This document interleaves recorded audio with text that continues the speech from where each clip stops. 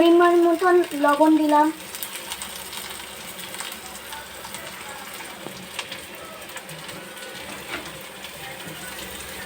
মশলা কাশ্মীরি লঙ্কার গুঁড়ো একসঙ্গে মিক্স করে দিলাম। এবার নেড়ে নেব দুটো সবাই। মশলাটা কষানো হয়ে গেল।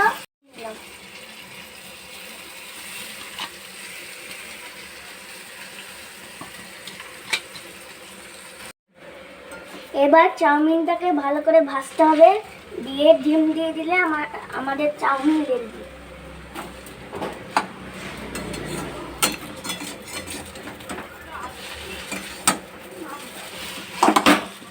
আমি দিব দেবো